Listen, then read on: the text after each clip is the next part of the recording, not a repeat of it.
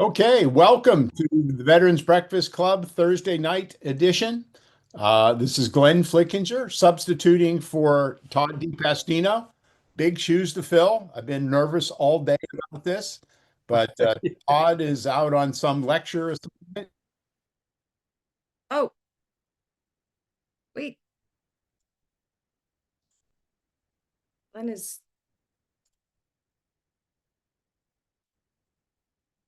Glenn, you got to unmute. So nobody heard all of that. Okay, I was so eloquent. I was so into it. So Sorry. welcome to the Thursday night edition of Veterans Breakfast Club, Greatest Generation Live. Todd is off on a lecture tonight, and Sean is off on vacation. So they have left the amateur me in the control room, but with a lot of help and a lot of support. And we're going to do our best. And many of you know Beth Ruschel, but probably not everybody. Beth is one of the newer employees of the Veterans Breakfast Club. Beth, why don't you just introduce yourself? Hi, everybody. When Glenn says there's amateurs on tonight, that would be me. Not true. So Not true. I just had a very brief test run yesterday with Sean and Todd on how to do this. So when people want to unmute or have stuff to say, just let me know. Great. And Beth is the preeminent veteran researcher, right? That has already done a lot of work for a lot of people through the Veterans Breakfast Club and on her own. And hopefully, as this grows, we're going to get her doing more and more research. How long have you been doing that research, Beth? Oh, geez, probably about 11 years or so. How'd you get into that? What gets you started on doing research on veterans history? My own family veterans. Started with my grandma's brother, who was killed in Germany on 14th March 45. Um, and then into my grandfather and my great uncles and went from there. Yeah, great, great. And believe me, she is unbelievable. Just give her, one phrase and a name and a couple of serial numbers, and before you know it, you've got an entire library of information on that person. So, uh, Thank you, Glenn. yeah, just no pressure, Beth, no pressure. So tonight's program is kind of ad hoc. So originally we had scheduled a program on Judgment at Nuremberg, the movie, which originally was um, uh, TV production in 1959, I believe it was, on CBS Playhouse, something like that back in the day. Then it became the famous movie because got notoriety in that Playhouse is written by a man named Aaron Mann, who is from Pittsburgh, by the way. Brilliant man, genius of a program. So the movie Judgment at Nuremberg, Spencer Tracy, Richard Widmark, Judy Garland. I mean, it's just an ensemble of great names, right? And fascinating story behind it, fascinating story as to how it was made, the controversy that had occurred at the time. And then after that, it became a Broadway play in 2001. And our guest was a man named Harry Kontrovich, Vietnam veteran, who's directed and produced that play in a lot of community play settings several times. And he's a real expert on it all. Unfortunately, Harry was in a minor auto accident over the weekend. And we found out on, I think it was Monday. And he's okay. Just he's got a neck brace on. He's a bit bruised. So he's okay. We just said, look, don't worry about Thursday night. We'll postpone that a few weeks and we'll fill in with something else. And the fill in with something else became World War II open conversation and made me nervous as all get out because sometimes it ends up being just a conversation between myself and a couple of others. Do we see Greg Yost, by the way, Beth, on the participants? Yes, I do. Yes, I do. Okay. Do you want me to ask him to unmute? Yeah, please ask him to unmute. So we've put together a program that has four or five, I think, pretty interesting elements, and we'll see what else might come up in the meantime. We're going to open, though, with Rich Sherman. Rich, say hello. There you are, Rich. Are you unmuted? Let me unmute. Let you ask. Have you unmute, Rich? There you Okay, it was blocking me a couple of times. I think I'm in now. Hello, everyone. go. Rich Sherman and Colin Heaton are going to lead us in a tribute to General William Matz, who was on our program. I think two programs that we did with him a year and a half ago. That's actually when Rich got to know General Matz. Rich, what's the name of the photo book that you put together that we originally met you through? Yeah, my book is Never Home, Remembering the Military Heroes Who Never Returned.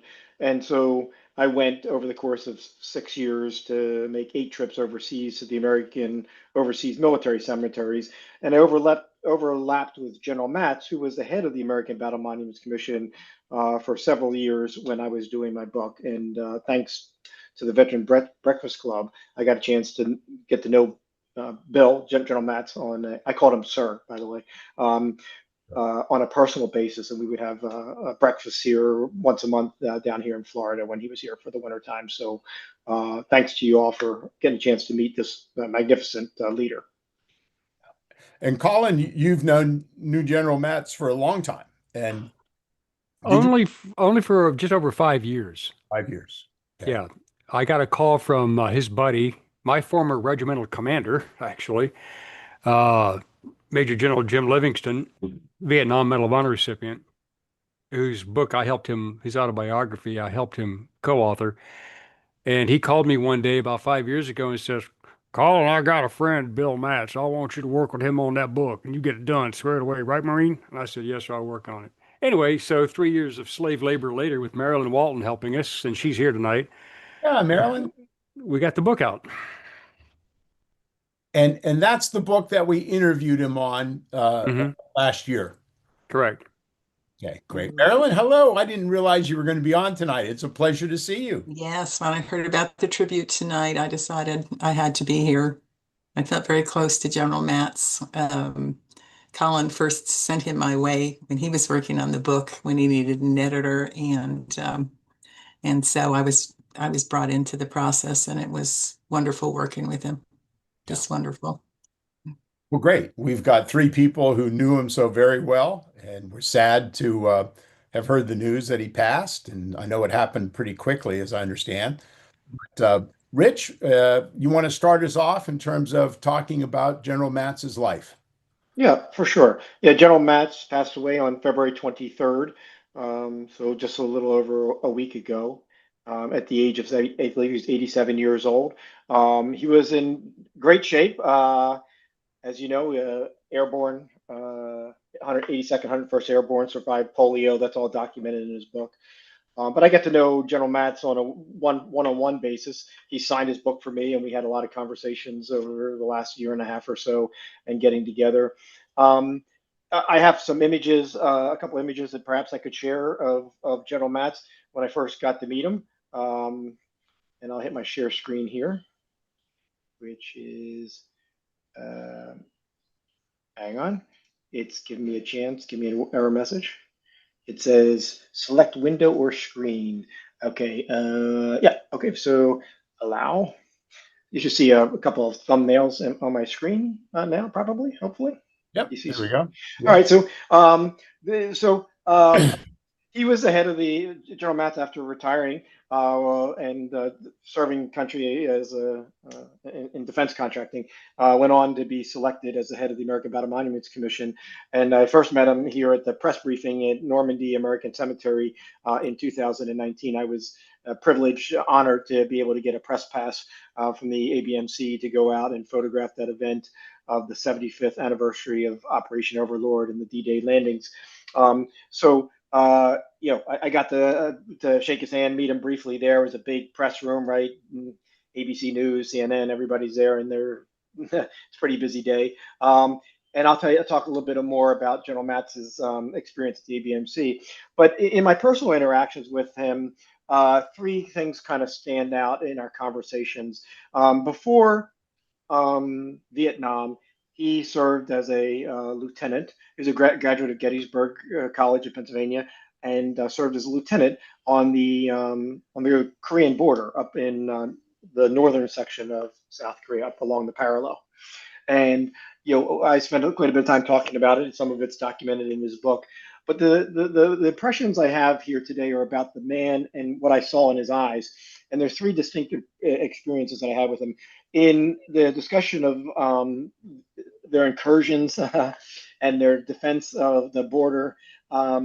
He was a big fan of the South Korean military. He thought those soldiers were very strong, very determined, and fierce warriors. And you could see, even though I knew General Matz in his 80s, you could see that warrior look in his eyes when he started to talk about the Korean soldiers and his experience up there along the border between North and South Korea. And you could, he would sit up and he just seemed to lose 40 years when he started to talk about that experience there. So obviously a career infantryman and an impressive record, but I got to see a little bit of what it might have been like to have him commanding your unit when he was a young lieutenant. Now he went on into Vietnam and was a captain in Vietnam with the Navy River Patrol. I'm a Navy veteran, and so we talked a lot about that. Had a lot of very interesting experiences with the Navy. I think it helped him as he put on senior officer and stars later on in his career to understand, as we became more purple in nature over the years and over the decades. I think it helped him understand how the Navy thinks and moves. He lost a very close soldier, his radio operator, which scarred him for the rest of his life. Obviously, I'm a Navy guy, so I don't have a radio operator with me as an officer, but understand from that experience, they got very close in their experience in Vietnam. And then when he was killed next to General Matz, had a lasting impression. And that experience and his telling that experience, I got to see I don't know what if there's a word for it because I'm a photographer. The caring, the officer's responsibility for his men and how that burdened him. And it's kind of I don't know if it was meant for public consumption, but I will share with you because I have tremendous respect for him. He shared with me in one of the breakfasts. He pulled out his wallet, put it on the table, and opened his wallet. And Colin may know this story.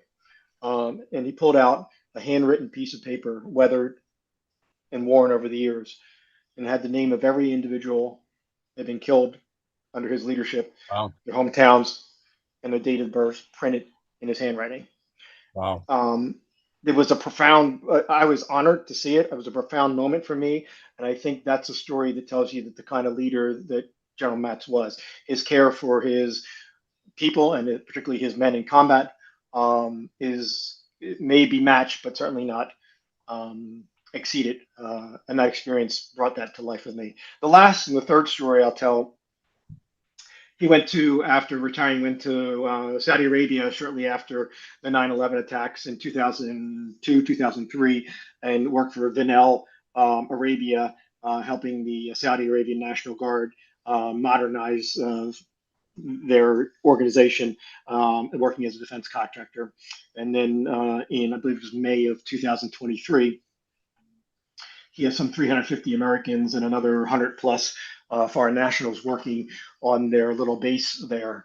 And he was adamant when he went over there that his people needed to be armed. And he was assured by the Saudis that security was cared for by the Saudi military and forces, and they would protect the men. And he was adamant that his people needed to be armed.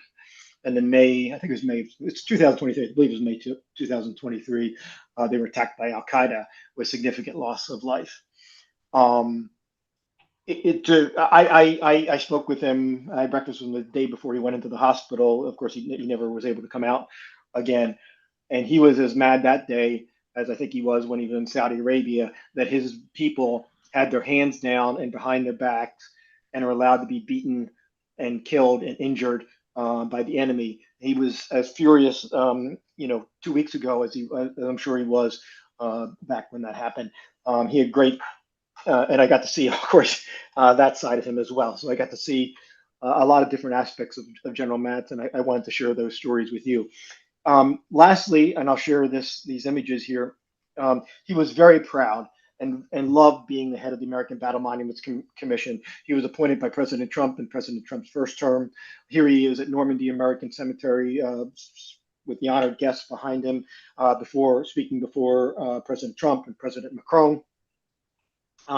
And his eyes certainly twinkled when he recounted that experience. He loved that job. And I spoke with his wife, Linda, at the viewing a couple of nights ago. We talked about that. And that was, while he was out of uniform, he loved that job as much as he loved any of those he had in uniform. So I just want to share some of those deeply personal experiences that I had with General Matz so that we can understand them.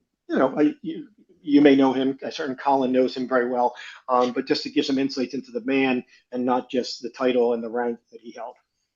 Thank you so very much. If you would take that share down now, let me ask Colin and Marilyn, is there a story or something you would like to contribute to the memory of General Matz? Marilyn, you go first. Oh, okay. Well, it's interesting listening to Rich because I was also at the 75th anniversary of D-Day, and I didn't know General Matz then. And I was there because a documentary I worked at, a documentary film, they have a film festival every year, took first place, beat 50 other films out, our documentary that we did about bringing a World War II soldier back from Stalingrad 3 after 73 years. And I don't know if I ever told him that. And I didn't realize that he had actually been there as well. But I think the biggest story for me that made me feel particularly close to him was on February the 24th, 3 years ago, we lost our first responder son in a plane crash. And I was almost done editing his book. And I talked to Colin. I told Colin, I said, I don't know whether to tell him or not, because he knew he wanted to get the book published and, very quickly get it to the publisher. And Colin had been working on it for a long time. So I didn't at first. And Colin said, well, maybe you should. And I did. And he was so supportive of me. He would have stopped everything right there and said, just wait on it for a bit.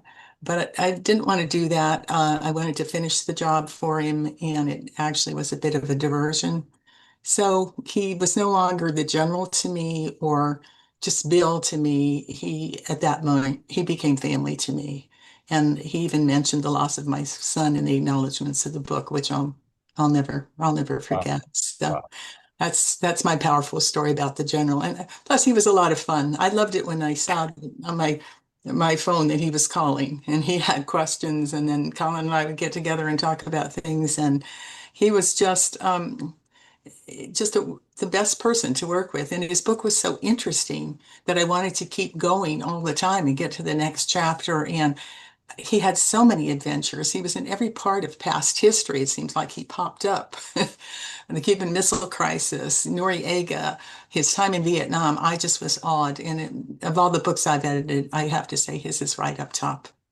Wow. I'll miss him tremendously. I was just stunned. Colin told me he had passed and I didn't know. And I really grieve for him. He's a wonderful man.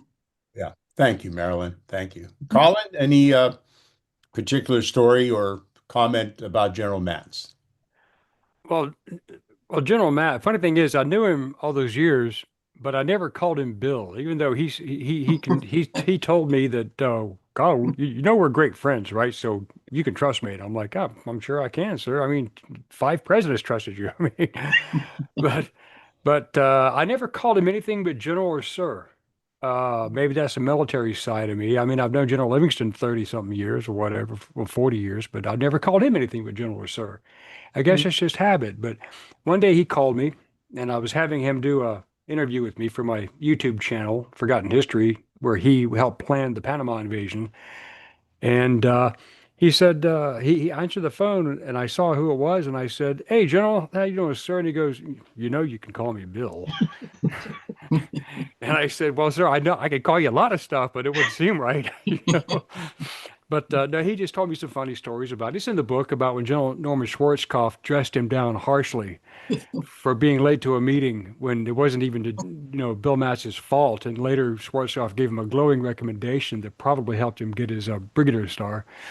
But he was just a wonderful guy, and with all of his experiences and all of his awards and decoration, the DSC, Silver Star, Brown, I mean, everything all the way down the line, the guy was a real warrior. And I've known some real warriors, just like Colonel Washabaugh has.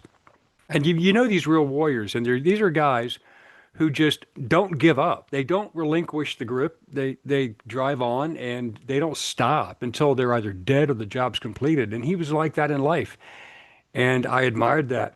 And but his humility with regard to his accomplishments, I've known some guys who were, accomplished, not as much as General Matz, but the humble side of him was what kind of like got you. He was such just a decent human being. And he was kind of like a surrogate father to me. And I'm just gonna miss the hell out of him. And I will be going to his funeral at Arlington when they get that situated. But yeah, but his wife Linda's wonderful lady, wonderful person. They were wonderful people and just great Americans. And that's all I can really say.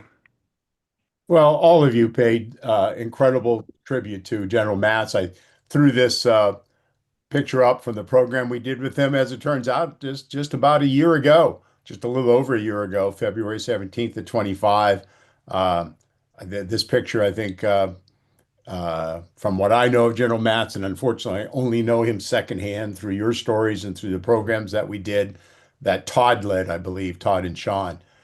Just the picture of him here with the Vietnam sort of rice paddy and his troops in the background, maybe is the best tribute that we could finish with for this part of the program.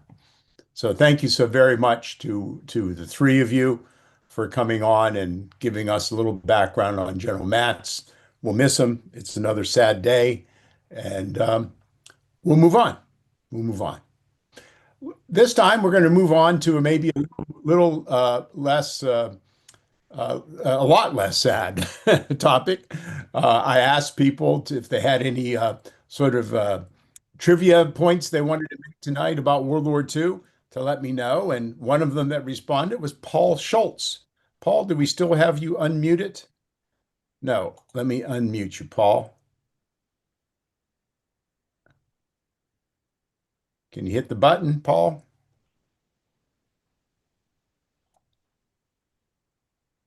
All right. There you go, Paul. How are you doing tonight? Doing fine, doing fine. Well, where are you coming? Where are you coming from? Where are you sitting right now? In Lancaster, Pennsylvania. Okay, Eastern Pennsylvania. And remind us, are you a veteran? Yes. Yeah, I'm a Navy veteran, served from 77 to 88 during the Cold War period. I was a supply corps officer in the Navy. Great. Thank you so very much. So what was the topic that you want to bring up tonight? All right, we're doing a little show and tell, if you remember that back from kindergarten. And what do you call this? Is it duct tape with a K or duct tape with a T? T. T. T. Or in the military, 100-mile-an-hour tape. Right, 100-mile-an-hour tape. Yep. It looks like Colin knows this story. Well, we're telling the story of where did this invention come from? And it came out of World War II, surprisingly. There was a lady who was working at the Green River Ordnance Plant in Illinois. Her name was Vesta Stout. And she was packing boxes, and they were cardboard boxes, interesting enough. And they were packing rifle grenades into these boxes. And what they did then was they would apply a paper tape around the box and the seams, and then they would dip them in wax or apply wax all over to make them waterproof. Well, she felt that that really wasn't a good idea. And in fact, the opening for this box was also a piece of tape. And so what she did was she went to her superiors and said, I think we need to have something better than this, like maybe a waterproof kind of a tape. And so they said, yeah, that's a good idea, but they didn't do anything about it. So she decided to write a letter to President Roosevelt. And I'm going to read to you this very short part of this letter. She said, I suggest we use a strong cloth tape to close the seams and make the tab of the same material. It worked fine. I showed it to different government inspectors, and they said it was all right. But I could never get them to change the tape. So Roosevelt sent it up to his War Production Board, and then they evaluated it and wrote back to her and said, the Ordnance Department has not only pressed the idea, but has now informed us that the change you have recommended has been approved with the comment that the idea is of exceptional merit. Can you imagine getting a letter like that from the government and the approval of the President of the United States? So anyway, the War Department tasks a division of Johnson & Johnson called Revolite Corporation to come up with some sort of a tape that would be waterproof, so that the soldiers out in the field would be able to have dry grenades that they could use and launch. And that tended to be a success, big success. Well, as you know, of course, the war ended, and then we come back into civilian life, and the GIs that were using it over there for everything. And in fact, I've even read one article where they use it to actually repair a cracked propeller before it could be replaced. But and I think Glenn has a photo of one there of the moon buggy or something that where they use, you see where they use duct tape to apply to this. Now again, the word, it's called duct tape, D-U-C-K. That was the original term for it. But when we got back to the States, and heating and air conditioning guys needed to seal the ducts together, heating ducts together, they used this particular tape. And it was used for many, many, many years. Interesting fact, though, you probably already know this, but by building codes, it's illegal now to use duct tape on ducts. And the reason why is because when it heats up, it gives off noxious fumes. And depending on what application it's in, it can also be very flammable. So now there's a new type of silver tape. The original tape, you can see this GI using gray, but the original color would be what? Green, of course, Army green. And then when they started putting ducts together, green didn't look so good. And so the company came up with the gray that we now have. And of course, the name changed from duct with a K to duct now with a T. So I thought that was quite an interesting history of duct tape, you know, and just I'm curious how many of you out in the field use duct tape, and how did you use it? That's a good question. Of our veterans in the field, what did they use? Barb, you're waving your hand. Oh, let me unmute you, Barb.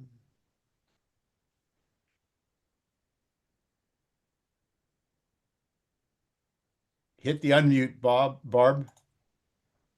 Thank you. There it is, I think. Okay. So thank you. This wonderful evening. Well, we use it at home all the time for shipping packages. That's a civilian purpose. But I wanted to share with you, I live in Oberlin, Ohio, not far from Avon, Ohio, which is a Cleveland suburb. And I wanted to let you know that Avon is known as the duct tape capital of the world and is the home of the famous Duck brand tape. The city previously hosted the annual Avon Heritage Duct Tape Festival, which featured fashion shows, sculptures, and parades, though it has faced changes in recent years. That was my contribution. Okay. Here's the question I have. Is there anybody on this program who doesn't have a roll of duct tape in their toolbox or in their basement? Huh? Is there anybody, right? No. If there is, we're going to drag you up in front of the Un-American Activities Committee. It's right. It's ubiquitous. It's ubiquitous. I mean, you can't fix anything, at least in my world, and I'm the worst handyman in the world. So duct tape comes in very handy. So, yeah, interesting. Barb, you said you sent me some pictures, but I'm not getting them yet. Was it about duct tape? No? Sorry, I lost you again here. Okay. Oops. Yes, Glenn, it was in an email just before you began this evening. So there are about 11 slides I wanted to share if I had time at the end. Okay.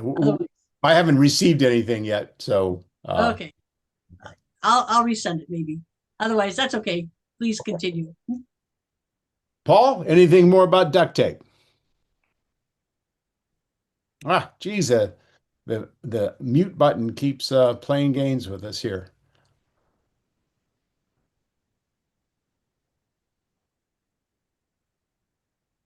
Unmute, Paul?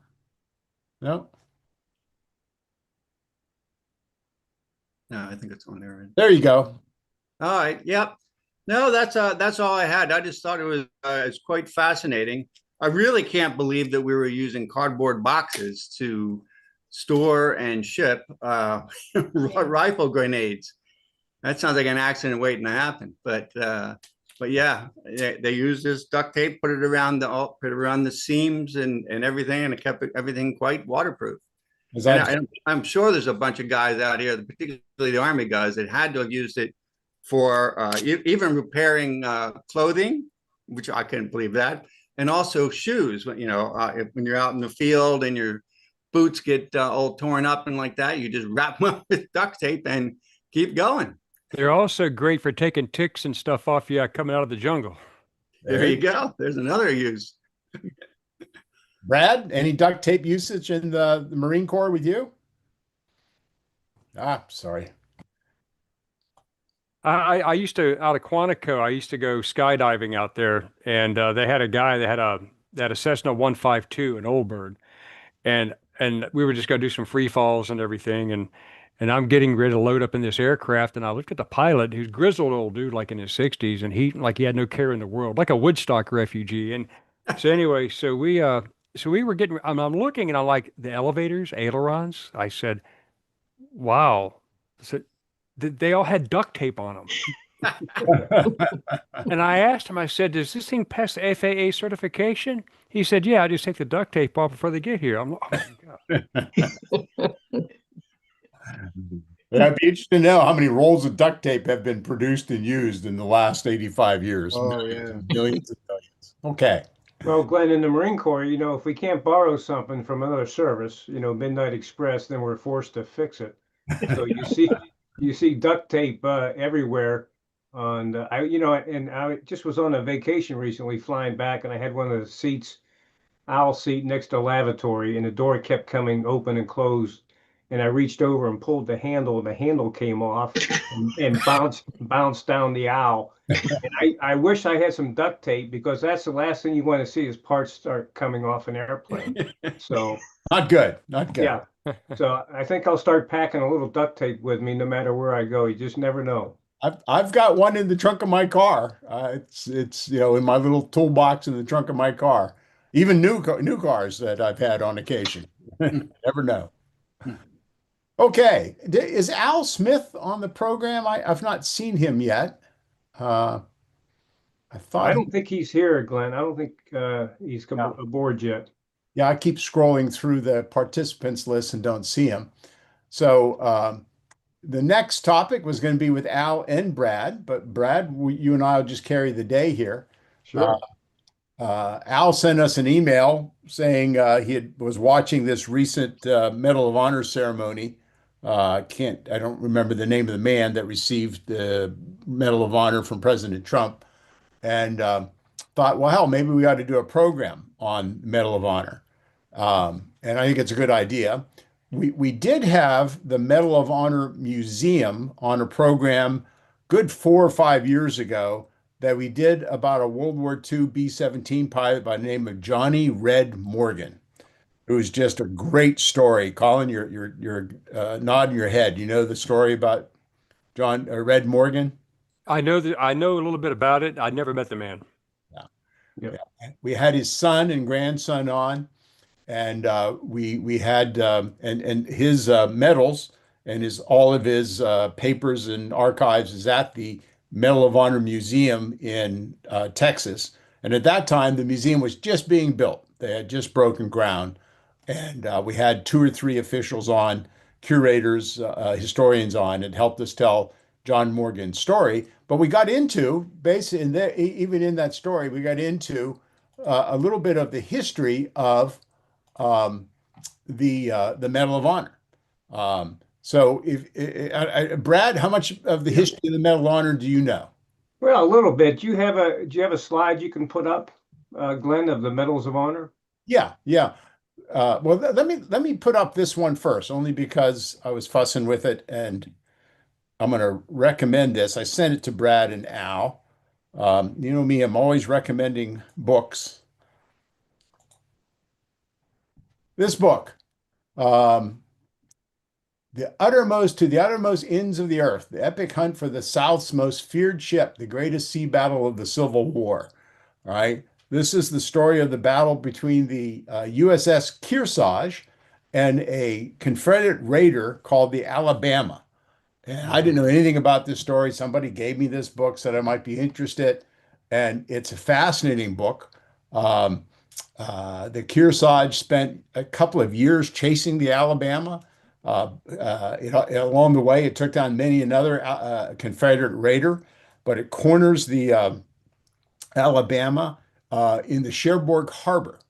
And it's just a great story about how the Kearsarge sunk the Alabama. I don't know why this has not been made into a movie. I just clearly see the captain of the Kearsarge being Tom Hanks. It's just like vivid in my mind. But what's fascinating about it is this. Let me see if I can get to this next slide I found. This is from the Congressional Medal of Honor Society, where they talk about the USS Kearsarge. So the Medal of Honor was brand new. I think it had been put into legislation in 1861, perhaps 1862. Yeah. And 17 of the sailors on the USS Kearsarge received the Medal of Honor. And that was 17 out of 70 or so, right? And you kind of wonder and scratch your head, really? 17? Well, it was in the early days of the Medal of Honor, before the conditions under which you would normally win the Medal of Honor had been sort of laid out. It was just another medal at that time. Okay. It didn't have the prestige that it has now. So I always thought that was fascinating that that's the way the Medal of Honor sort of got started. Um, and there's a little more history we can go into, but I think Todd, or Brad, you were thinking about this particular picture. Yeah. You were right about the Medal of Honor, Glenn. It's been in the news here the last week or so. President Trump awarded the Medal of Honor to three soldiers, awarded to their families.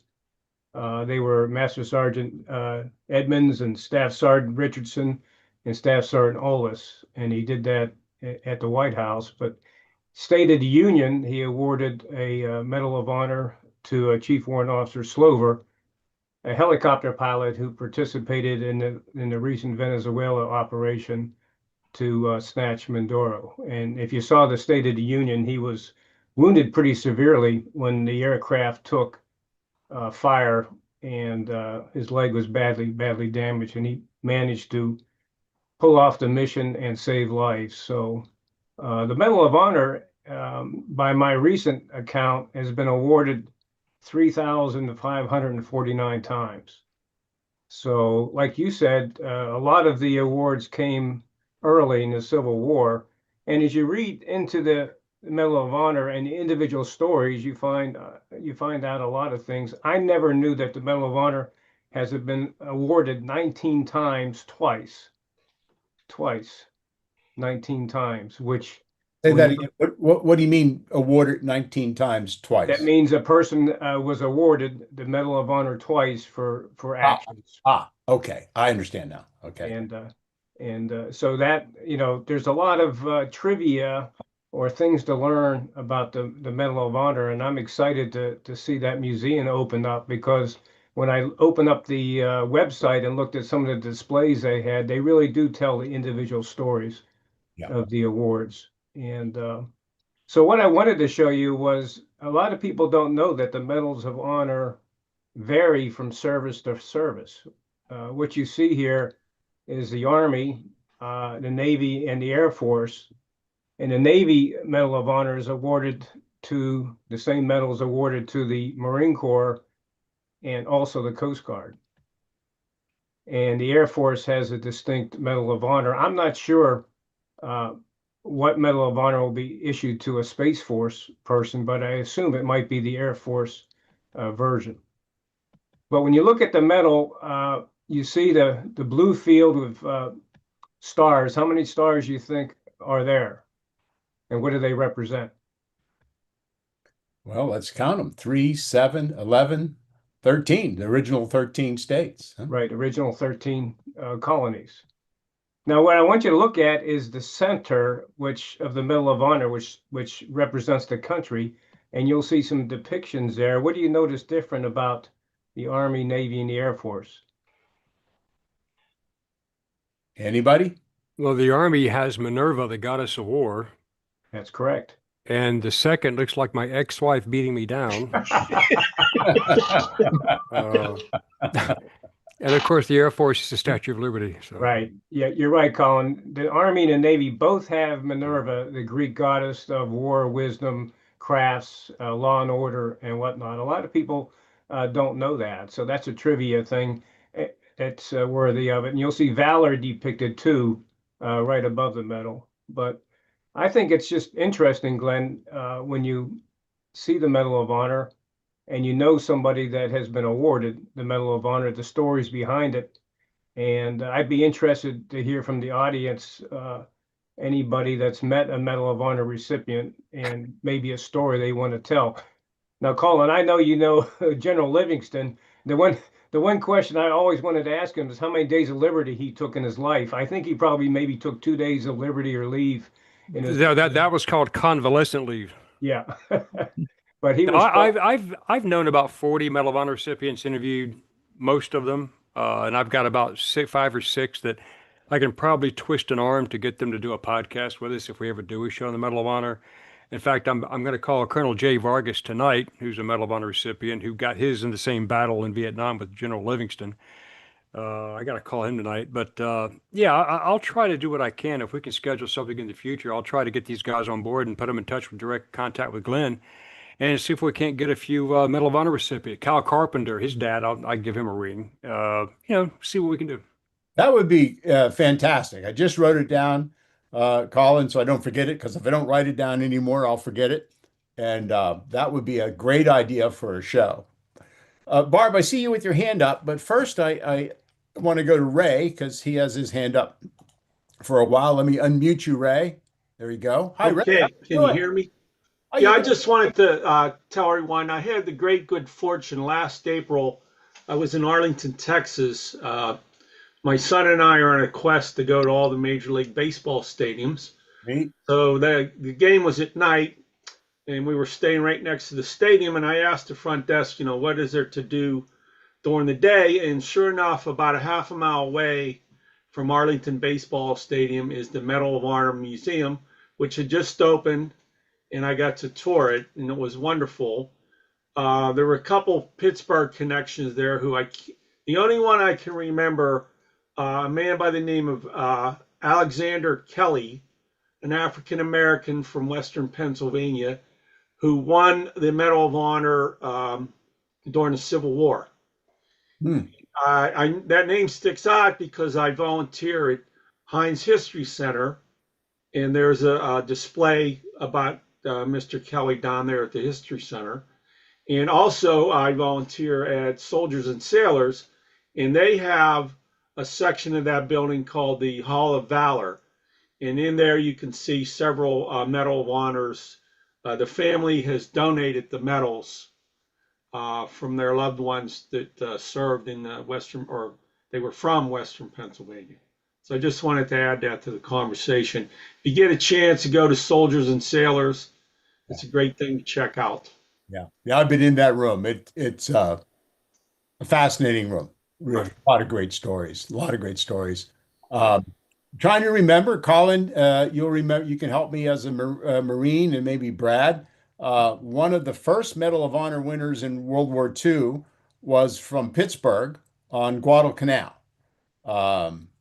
You helping me with the name, Colin or Brad? It's not Barcelona, is it? Is it No, Barcelona? that's from New No, Jersey. he's from New York. Yeah. New Jersey. I'll have to look it up as we're talking, but it's a Yeah. very distinctive name. I'll try to remember him. I And don't know. Glenn, you recall Mitchell we Page. Somebody recall- said Mitchell Page. Yes, in Mitchell the Page. chat. Thanks, guys. there you go. Thank you, Beth. And Ben Wright Glenn- said C. Kelly. Say again that name? Ben Wright said C.E. Kelly. I don't know if that's, I just thought I'd throw it out there because it was in the chat. But I don't, was that Guadalcanal, Ben, or is that another place? Let me find Ben and unmute him. If you can find him, Beth, and unmute him, we'll see who gets to him first. And Glenn, I wanted to ask you how you doing on push-ups. That's true. I'm using that word winner, aren't I? Yes, you are. We've talked about this before. Yeah. Well, if I ever get a new hip, I owe you a lot of push-ups. Right now, with the condition of my hip, that would be impossible. Okay. And somebody I just noticed in the chat, and I'm not following the chat real close, that Bob Miller is on. And now I see you, Bob. Let me unmute Bob.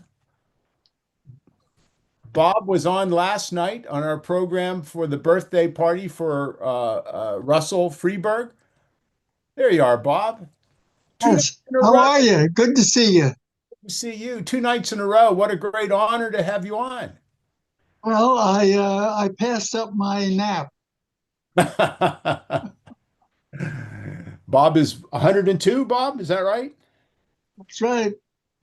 Looking young, Bob. December 7th. That's right. That's right. You will be 102 on December 7th? No, I was last year. 103 this December. I don't know if I'll make it this year, but if I do. No doubt about it, Bob. Thank you for being on. And thank you for being on last night. For those of you who weren't on last night, we had 65, 70 people on the program for the birthday party of Russell Freeburg. Had Bob Miller on as a World War II vet. We had George Rubin, B-17 waist gunner, on, World War II vet. And no, I'm missing somebody. Russell Freeburg, of course. And Joe Peterburs. Joe Peterburs was on as well. P-51 pilot who was out in California for the Story Fest. So we had a great, great program last night. I saw a couple of hands up. Rich Sherman. Oh no, Barb. That's right, Barb. You've been waving for a while. Unmute you, Bob or Barb. Thank you again. So I have a couple tips of the Medal of Honor story. First, a trivia question: which notable did President Clinton award the Medal of Honor to on January 16, 2001? Very notable person. Okay. You ready Daniel for Inouye. Daniel Inouye. Oh, yeah, it might have been that same ceremony. Okay, I'll give you another tip, another hint. He was the only U.S. president who received the Medal of Honor, who earned the Medal of Honor. That's who he awarded it to, Bill Clinton. Okay, posthumously. The only U.S. president that received the Medal of Honor posthumously by Bill Clinton on January 16, 2001. Okay, another clue. San Juan Hill. Oh, Theodore Roosevelt. Roosevelt. Yeah. Yes. So that's one thing. And then another thing, we are indirectly friends with a Medal of Honor recipient posthumously. We know his nephew, Ryan Thomas, out of Cleveland. This is John Toll, spelled Towle. Looks like towel, but it's John Toll. And he was in the dike ditches of the village of Oosterhout during Operation Market Garden and slaughtered a lot of Germans and then ended up getting killed himself. And the village every year would honor his memory with a mass, a special service in the church. And we were there 2 years ago for a dedication of a monument that they have in the village. And in the church, the 82nd Airborne came in and did a musical tribute during that mass. Was marvelous. And every year that they would honor John Toll, they would have a huge image picture of him in his uniform, a bust picture on the right-hand side of the altar. And it's so impressive. And you can go on YouTube and just type in 82nd Airborne John Toll. You could watch the program. It was marvelous. So we're friends with Ryan Thomas. And during that service, little children in the village had hung in the church little drawings that the children had drawn. And after the program, which were very touching, about World War II veterans and John Toll, and I asked afterwards if I could have one. Well, I took one and took pictures of me holding or somebody holding the picture of the child's drawing by John Toll's picture at the altar. And then when we came home, I have pictures of that same little drawing on his tombstone at the Calvary Cemetery in Cleveland, Ohio. So that's our relationship with John Toll. Very, very amazing story. Right. Thank you. Thank you, Barb. Thank you. Yes. And I see that Rich Sherman has had his electronic hand up. Rich? Yeah, hello. I was going to share my screen for a second, if I could. Yeah, go ahead. Right ahead. I try that. Allow. All right, and we'll do. Okay. Two father and son pairings have won the medal. Received, not won. I should say received the Medal of Honor. Ted Roosevelt received it. Some 50 years after his son Teddy Roosevelt Jr. received it at Normandy. Jr. is buried at Normandy American Cemetery. There's another father and son pairing in trivia contest is Ted Roosevelt Jr. The other two were Arthur MacArthur and Douglas MacArthur. Received the medal. Of the four men, only Teddy Roosevelt Jr., actually the third, is buried overseas. But I share this with you about the Medal of Honor as well. In my book, Matej Kosak was a Hungarian immigrant who received the double Medal of Honor at the Meuse-Argonne offensive. Hungarian immigrant, spent 15 some years as a Marine, and he received those two Medal of Honors before the medals were integrated into one. So he received from the Army as well as the Navy Medal of Honor. But this is the Medal of Honor from Lieutenant J.G. Whedon Osborne, dentist in World War I, serving with the frontline troops.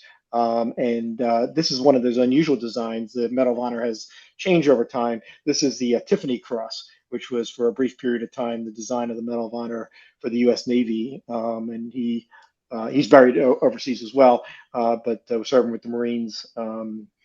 They're just an unusual design. You don't see the Tiffany Cross very often when it comes to the Medal of Honor. That's all I had for today. Oh, thank you for sharing, Rich. Fascinating. It'd be fascinating. Another aspect of the history of the Medal of Honor are the different designs and when they came into play and then how they changed over time. So, well, I'll definitely get in touch with the Medal of Honor Museum and see if the people I knew and talked to 4 or 5 years ago when we did the Red Morgan story, none of them are there anymore. So I'll have to find some new contacts there and see if we can put together a program and also with some help from Colin and others, get some actual Medal of Honor recipients on the program. Okay, one more comment on Medal of Honor, and then we're going to move on. I see Nick has his hand up. Nick, let's unmute you. Nick, not familiar with you. What's your full name, Nick? You know Nick from St. Lucia. Ah, that Hi, Nick. Glenn. Yeah. That Nick. How could I forget Nick from St. Lucia? I don't know, somehow you look 20 We years all know Nick. you look 20 years younger in this picture, Nick. I've been a little scarce. How are you, Glenn? I'm excellent. How are you? Good. Good to see you.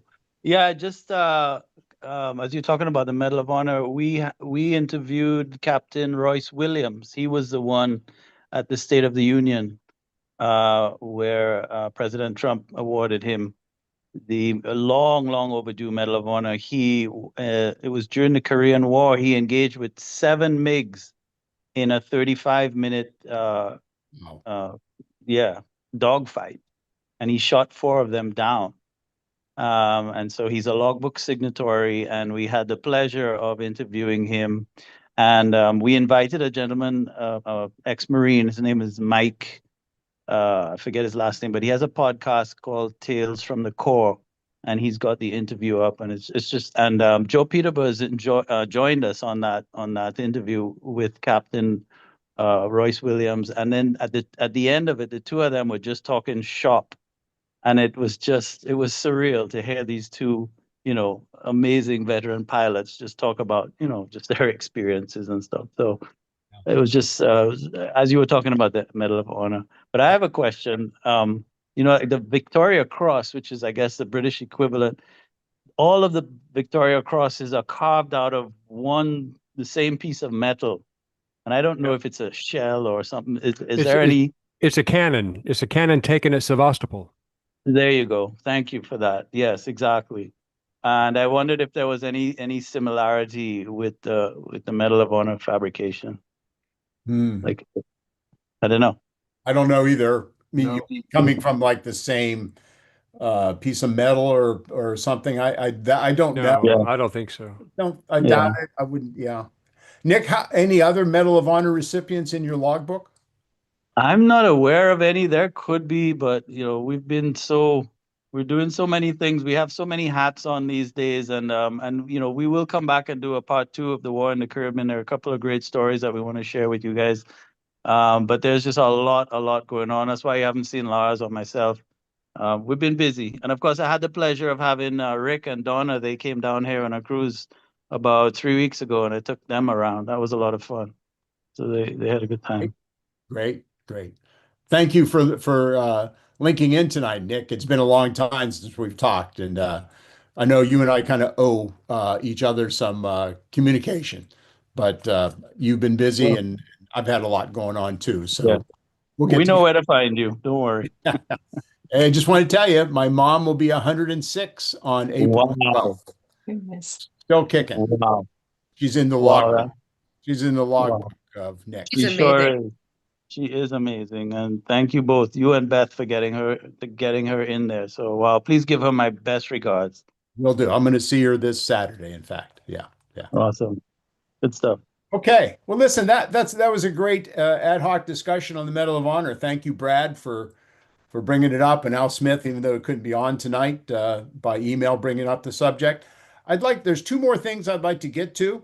One is going to be Greg Yost, who would like to present and has a nice little presentation on the War Powers Act, which we thought, given the circumstances that we're in Iran, would be interesting. We want to make it totally apolitical. This is not about the Iran situation. It's about the history of the War Powers Act and how it came about, why it's there, and at the end of the day, how ineffectual it's been for the 40 years or 50 years it's been around. But before we get to that, I would like to introduce Mark Copeland, who's been very attentive and very quiet in the background. Mark, I unmuted you. How you doing, Mark? I'm doing great. Thanks for inviting me on here tonight, Glenn. Okay, thank you for being on. So Mark is with the Mighty Eighth Museum. Did I get the total? That's correct. Title? Yeah, the National Museum of the Mighty Eighth Air Force, and I work as the Director of Educational Travel. And I had about an hour today discussion with Mark about his work, and it's just fascinating. I'm quite envious that he gets to do these trips. We've been doing trips with the VBC off and on for 5-6 years. We've done 2 to Europe so far, another one coming up in October. But Mark seems to put these trips together and be in Europe about every other month, Yeah. which is just fascinating.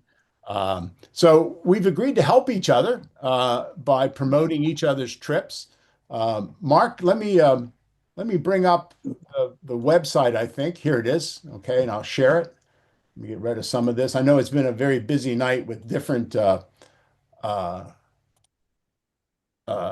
sharing different pictures and websites, and so here we go. So these are That's it.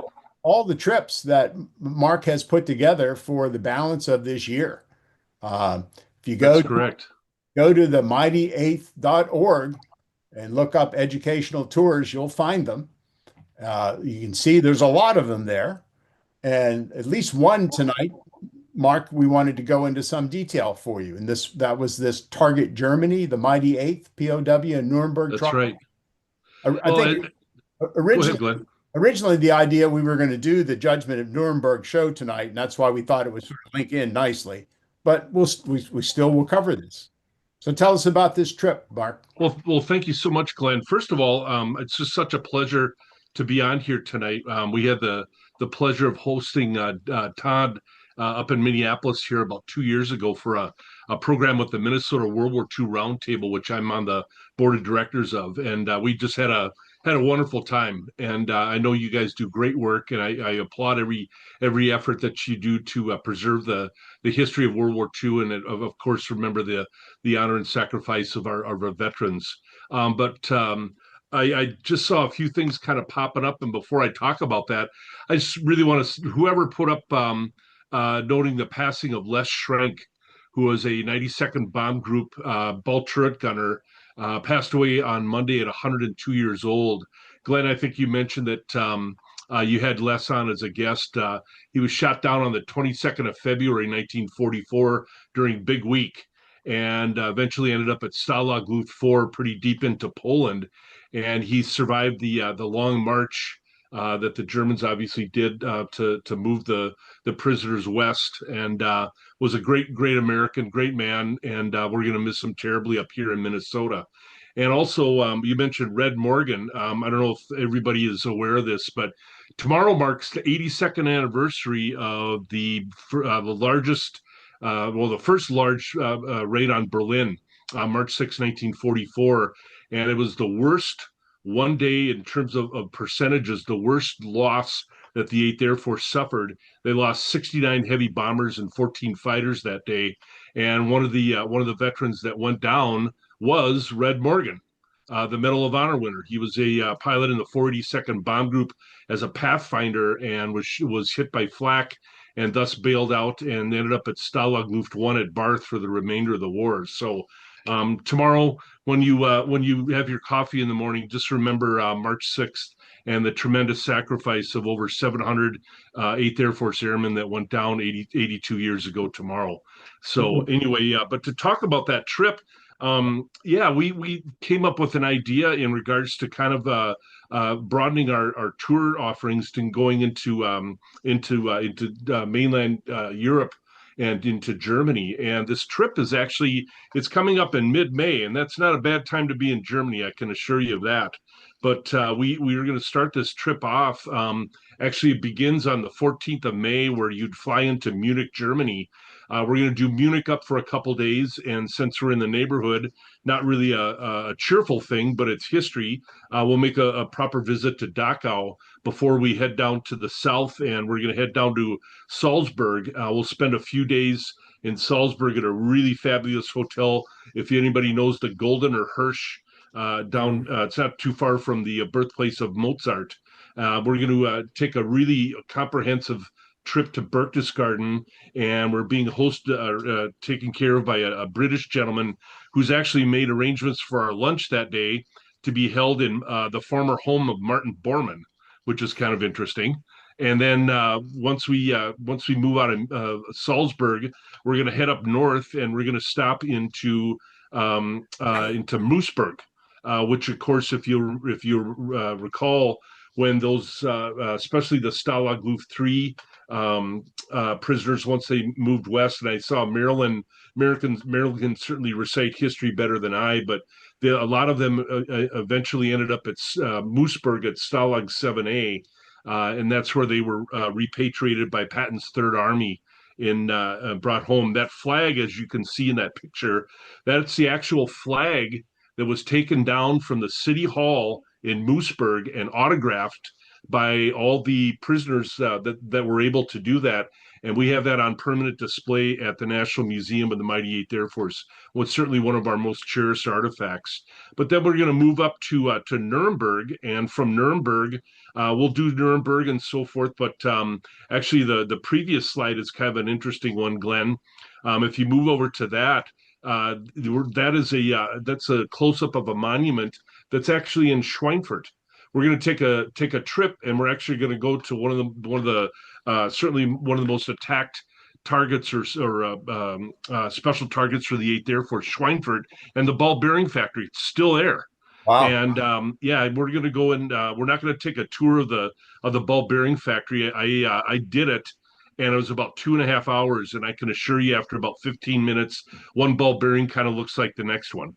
So, but we'll make a swing through that area, point out some landmarks. The original smokestack, surprisingly, was never destroyed in the attacks during the war, and that still remains. And we made great friends with the archivist in the town of Schweinfurt, and we're going to go over to the memorial that they have there and do a proper ceremony. And so once we're in Nuremberg, we'll certainly make a study of Nuremberg. But one of the highlights that we're doing there is we're going into courtroom 600 at the Hall of Justice, which of course was tonight's subject. That's where the Nuremberg war trials were held. To go into that room is just indescribable. If anybody has had the pleasure of visiting the museum there, it's really well done. And I got to give it to the Germans. They don't hold back. They tell the truth about what happened in their country, what the atrocities of the people in charge actually did, and they educate their people now. Their motto on that is basically, if we educate our citizens now about what happened in the past, the less likely it's ever going to happen again. And I guess I agree with that philosophy. It's an incredible museum, but what makes our visit really special, I spent a number of years on the board of directors and was heavily involved in some extent a little bit now with the 100th Bomb Group Foundation. And I saw my dear friend Nancy Putnam on here tonight, who has been just an incredible advocate and volunteer of that foundation for many years in honor of her father, Jerry Putnam, and also, of course, all the 100th Bomb Group vets that we both had the pleasure of knowing for all these years. One of them that we can certainly say that was very special in our lives was Robert Rosenthal, Rosie Rosenthal, who of course was a pilot in the 100th Bomb Group, who flew 52 combat missions, was awarded the Distinguished Service Cross and so forth. Anyway, he came back from the war, and things just weren't kind of put together the way he wanted, and he was kind of struggling in not only just in his personal life, but also getting back into his career as an attorney, up until he found out that they were looking for assistant prosecuting attorneys for this whole new thing that had never been tried before, called a war crimes trial. And of course, you know this story about Robert Jackson, and many of you saw the movie and so forth. Rosie said, "That's for me."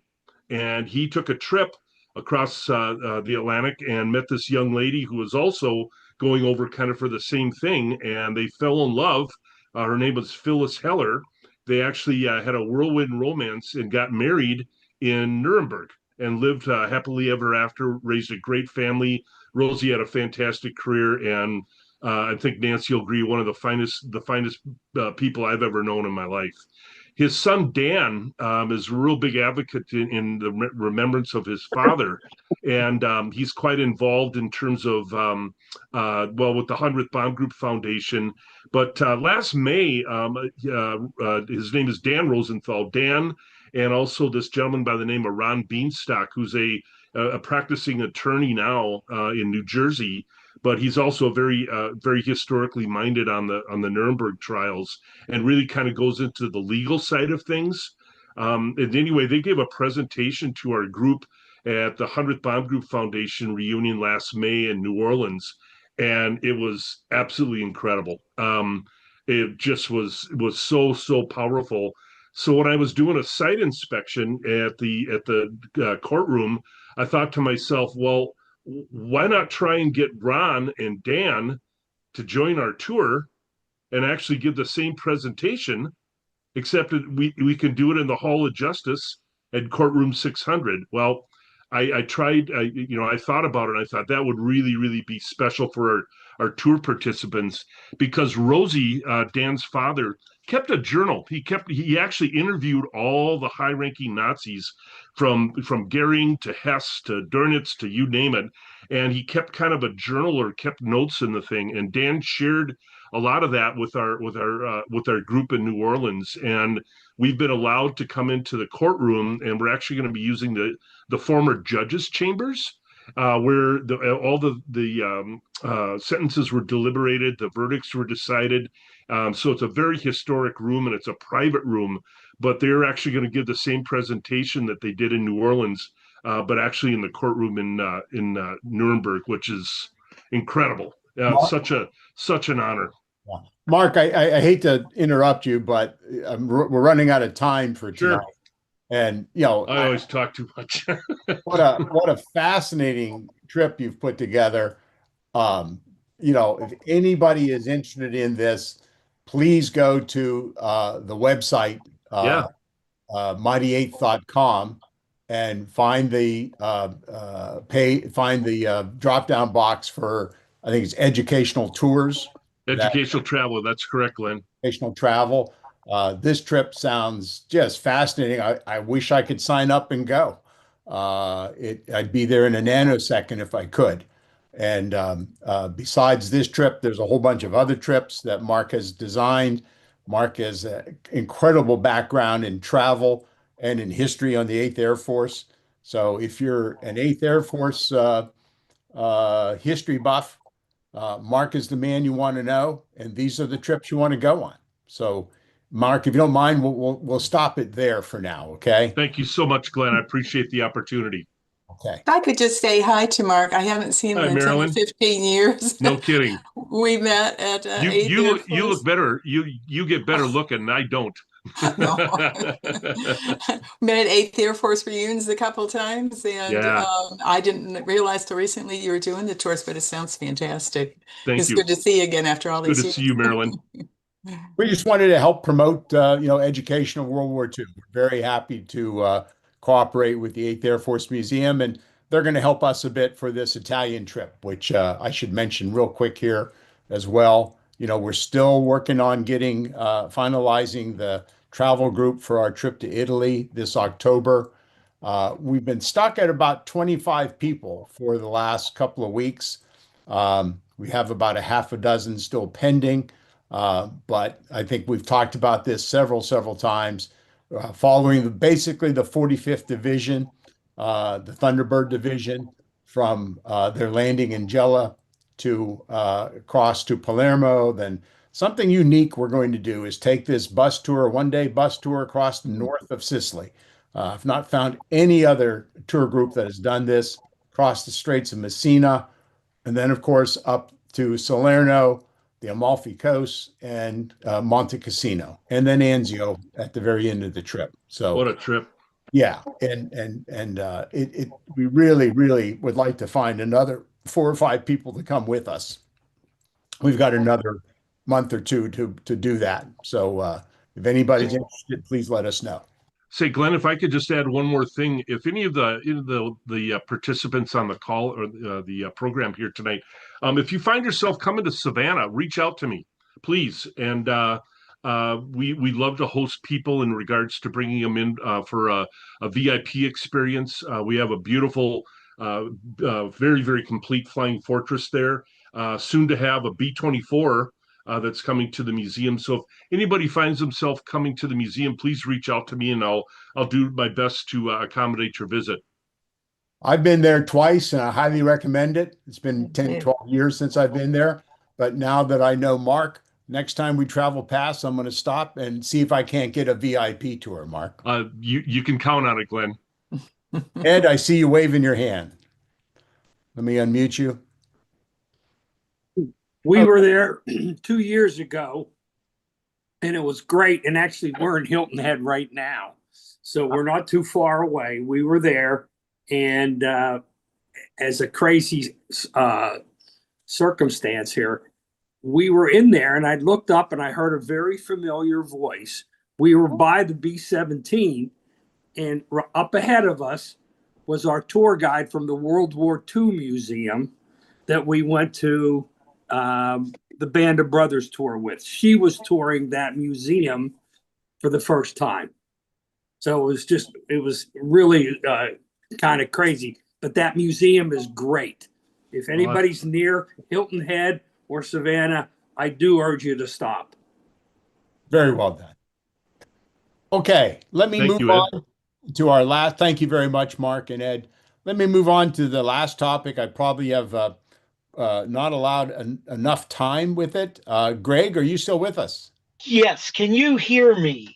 We can hear you. Okay, great. I've been having some technical problems here, and I'm sort of double screening here, so I apologize for this. So if you want to start the slideshow here, it's about the War Powers Act. And I think those of you who are regulars on the program know that when I do programs here, I tend to get into the big picture stuff, sort of the theoretical stuff. So that's sort of what tonight's about. If you can start the slideshow there. So. Yep. Let me find it here. Okay. So which you helped me with tremendously this afternoon here. Again, we our intent is to keep this just as the history of it and not any of the current politics. No, absolutely, absolutely. And of course, this is a brief, which I will mention quickly here that I see, pretty sure two, certainly one friends of mine who are attorneys, actually. I think there's a mark on here. And certainly Jeff Liebeck are both attorneys who are sort of not regulars on the program and hopped on for the program here. If they raise their hands or something like that as attorneys, please get them in as quickly as possible because we're going to deal with some legal stuff. And if I mess things up, I want them to bail me out. Jeff and I go back. What are the two names, Greg? Jeff Liebeck and I think Mark M. If he wants to flag himself as an attorney, I'm accused of being an attorney sometimes, but I think Mark's a real attorney, and I know Jeff is. Beth, could you find them and unmute them while we start with Greg? Jeff and I go back to pretty far. Bill Mazeroski, Roberto Clemente, Willie Stargell. So some of the events that are on the slideshow here are sort of he and I even remember. So if you want to hit the next slide here.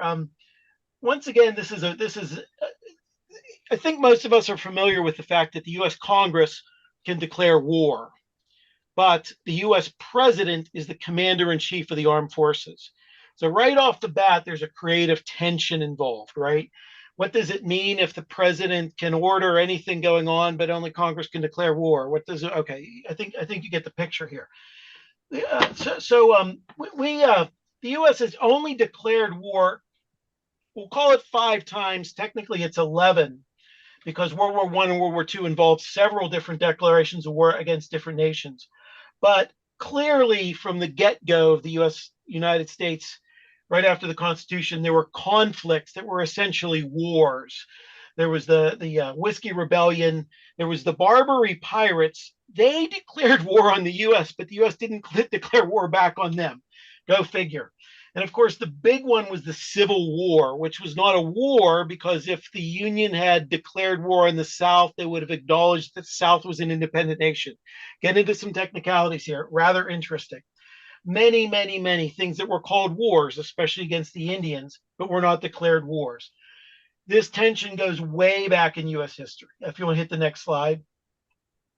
A good example might be this slide right here. On December 11th, 1941, the U.S. Congress declared war on Germany. And of course, that's an Article I power that the Congress has. Germany was, of course, occupying France. And in June 6, 1944, the U.S. invaded France at Normandy. Franklin Delano Roosevelt was commander-in-chief of the armed forces.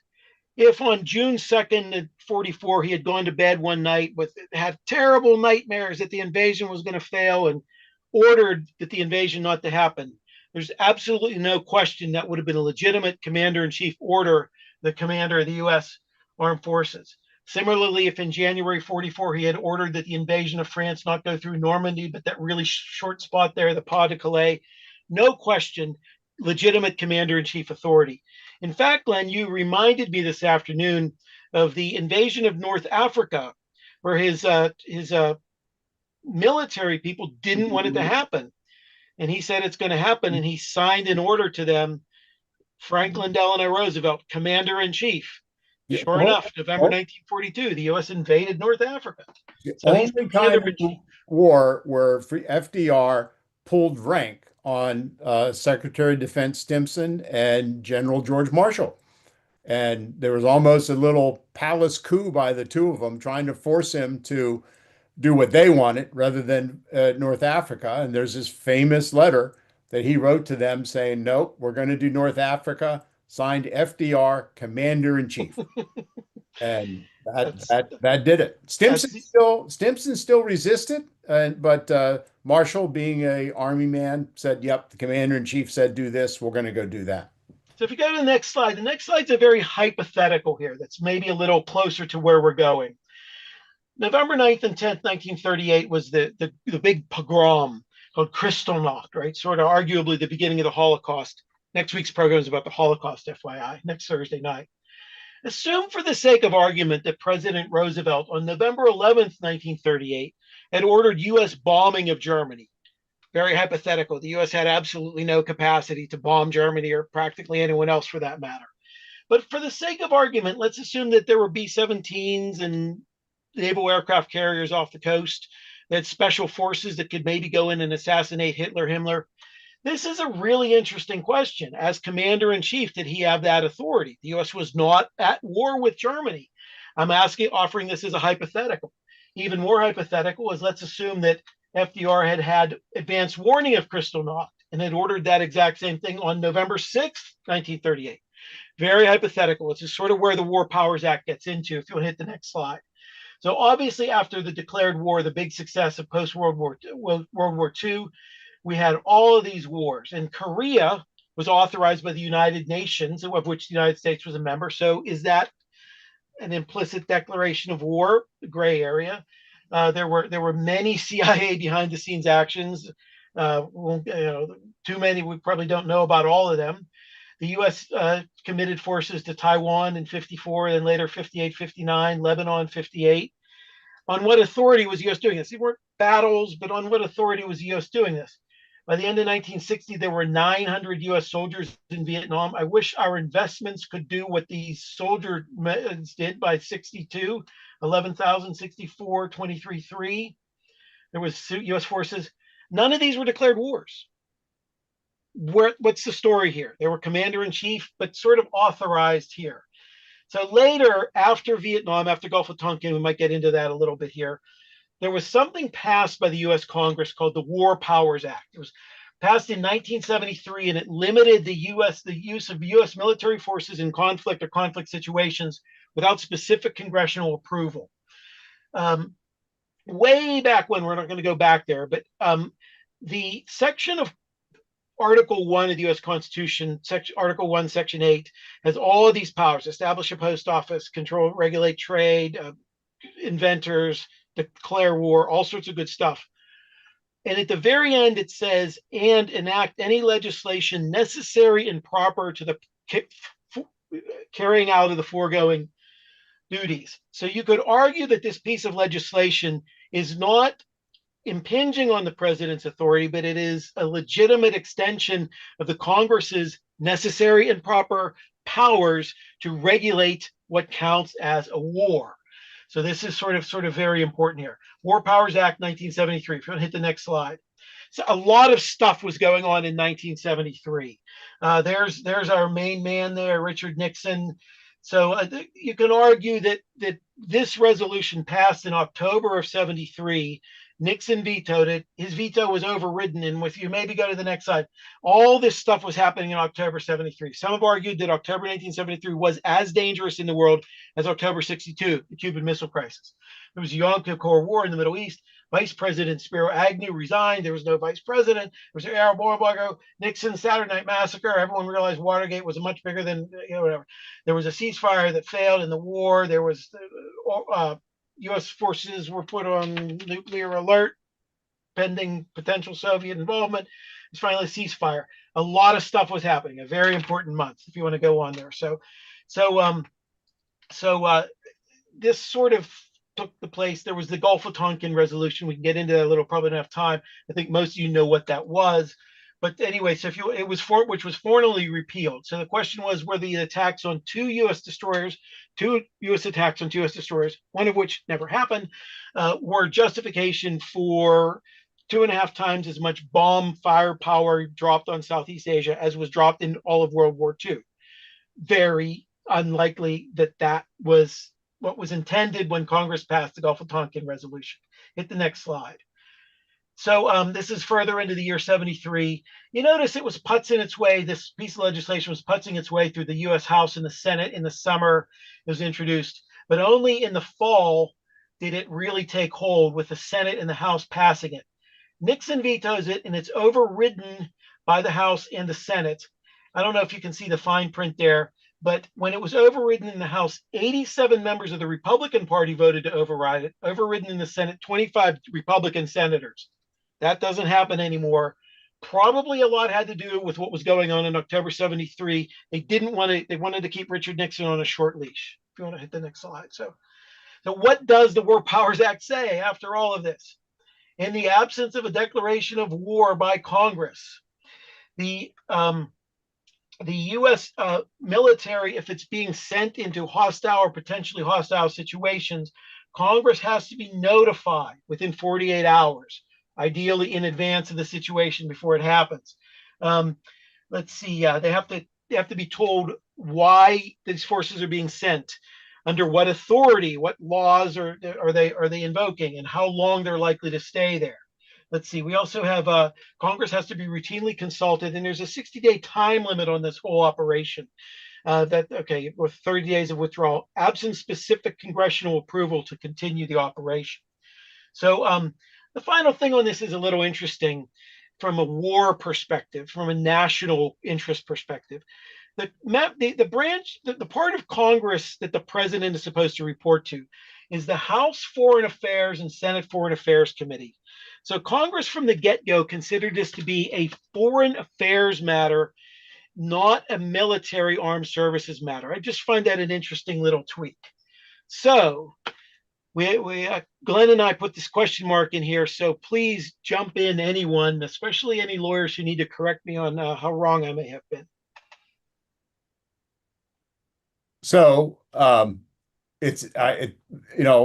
always heard about the War Powers Act. I read a little bit about it now and then, of course, with the current events, and I've thought a little bit more about it, and that's why we thought it'd be interesting to know what the history of it was. I have a couple of comments, but before I throw them out there, does anybody care to comment on this history lesson or ask a question?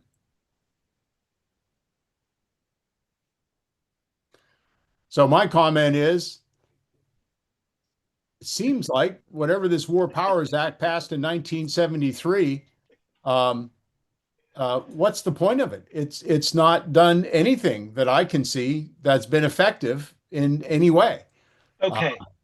The good news here is that the U.S. military operations since 73 have largely been very small, very episodic, almost after, at the last minute. A good example would be in 75, the Mayaguez, the SS Mayaguez incident.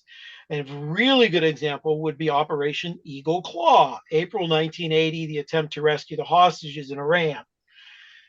The larger military operations that the U.S. has gotten into, with specific emphasis on the first Gulf War in 1991, the second Gulf War, which I call it, and the invasion of Iraq in 2003, And here's where things get really interesting. The whole Afghanistan operation after September 11th, 2001, Congress has, consistent with the War Powers Act, passed specific authorizations for those actions. So clearly, a lot of those have gone beyond the 60-day limit by a lot, but Congress has allowed that.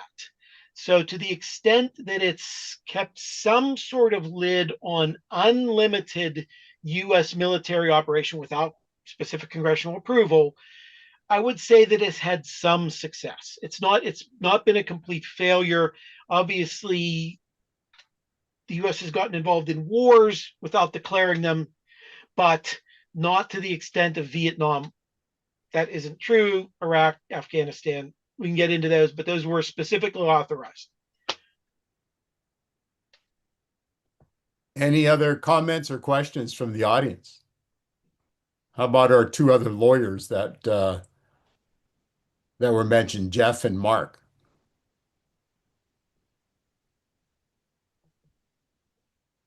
Okay.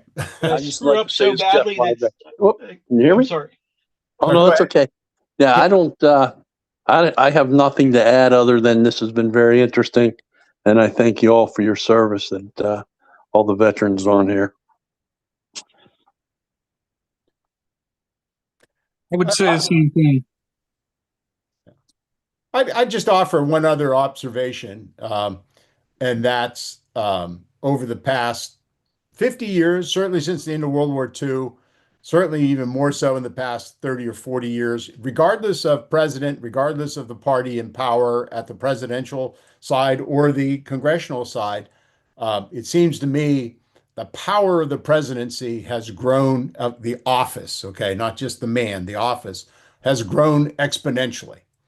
And the capabilities of Congress have been submerged, particularly with respect to foreign relations and these military excursions, right? And again, I'm not being political. I think that's true across the spectrum of presidents and parties. And I don't know, I just wonder if that's a good thing. Not that I can do a damn thing about it, but I just make that observation. But anybody agree or disagree with that? Is there a hand up there? Okay, I feel like Johnny Carson, who came out for his opening skit and nobody laughed at any of his jokes. Just think how I feel, Glenn. Hey, Glenn, real quick, fast forward to my very last slide, because you and I talked. Go ahead. I'm sorry. Ray Brendel put up his hand. Ray? Well, this reminds me of a quote, and I don't know the exact quote. I'm hoping Greg or another historian can help me. Going back to Andrew Jackson, there was a court decision made against him, and he said something to the effect, well, the judge has made his decision, now let's see him enforce it. Yeah. Am I right? Yes, right? with the what was called the Indian Removal Act, removing the tribes who had settled in basically Alabama, Mississippi, Georgia. They were kicked westward into Oklahoma. Well, this was ruled unconstitutional by the U.S. Supreme Court under the very famous Chief Justice John Marshall, distant cousin of George Marshall. Anyway, President Andrew Jackson said, well, if John Marshall wants to enforce a decision, let him do it, or something like that. So that was the statement there. So yeah, the other comment in a similar sort of way, that's a great example of this, Ray. You know, American politics have been the same since day one. They're no different today than they were under George Washington, and particularly when Adams and Jefferson had their fights over, the presidency. The only difference is there's a lot more of us, and it's on every social media outlet and every, it's in your face every day, all day. It's difficult to, and it makes, I think, for a more conflicting environment than it did way back when. Glenn, if you can go forward to the one slide where I have all the war. Let me I put it back. think that says something about maybe we need to be very think differently about our language here. Okay. Go back one more, two more. Do we use the word war too much? Should we the Cold War, okay, it was a non-shooting war. Then there was a war on poverty, a war on cancer. Jimmy Carter tried to claim the energy crisis was the moral equivalent of war. It was a very bad acronym, MEOW, meow. There was a war on drugs. There was a documentary about the 1992 Bill Clinton presidential campaign called The War Room, where if you want to think about this, are you comparing a political campaign to a war? There aren't people outside the movie theaters protesting, in a civil disobedience. You cannot see this movie if you talk about a political campaign as a war, this war on terror that just never ends.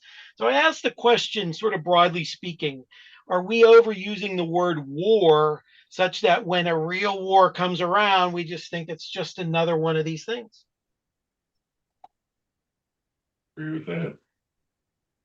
Someone agreed? No, I tend to agree with that because to me, war says more like 1 and 2 and Korea and Vietnam to a totally different realm. But war, the guy you want to ask, are you in a war?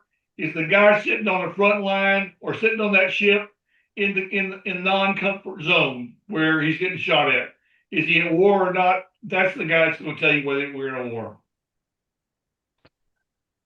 So I'll give you one quick story, and then I think we need to close because we're quite a bit after. Everybody remembers Ben Roethlisberger, the quarterback, and there was a tackle that played for the Steelers back then. I can't remember his first name, but his last name was Valenzuela. 6'7", 300 pounds, whatever he was. And if you remember, he was a former, I think, a U.S. Army Ranger, Special Forces. I can't remember for sure what Alejandro, that's it.